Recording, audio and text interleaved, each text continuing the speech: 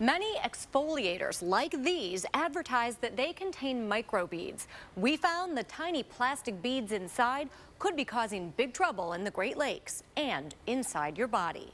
It's pretty shocking. Folks enjoying this fish fry It's pretty gross.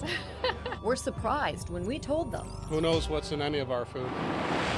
What our exclusive 5 on Your Side investigation uncovered about fish and your face. And I just kind of had a very simple question. I wonder if there's plastic in the Great Lakes. Scientist Sherry Mason made a discovery that might make you think twice before you buy another exfoliator. They're not part of nature, and so nature doesn't know what to do with it. In the summer of 2012, she and her students collected samples from the Great Lakes and in great amounts found these. You can just see all of the microbeads that are gathered along the edge. Tiny plastic beads.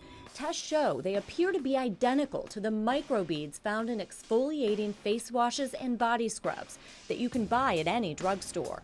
And Mason says that should concern you. If you find something in water that shouldn't be there, then ultimately what you're looking at is what's in us. The theory, after you wash with a product containing microbeads, the beads go down the drain, then travel through wastewater treatment plants and into Lake Erie.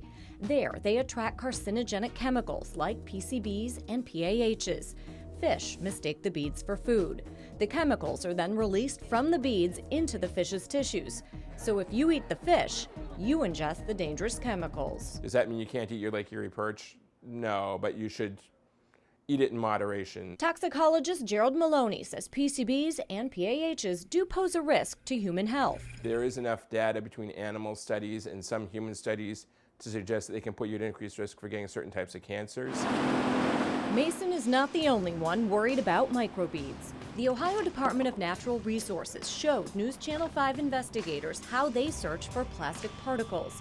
They tow a trawl along the top of the lake, drain it, and collect the contents. This is one of the samples that was gathered today. It will be sent to scientists to find out how much, if any, plastic is inside. So this is the stomach right here, the walleye. Biologist Kevin Kale says DNR also dissected hundreds of fish last summer, looking for microbeads, but didn't find any. It doesn't mean that they're not there. Right now, the potential's there, but we haven't seen it realized in Lake Erie. The beads have turned up in our wastewater.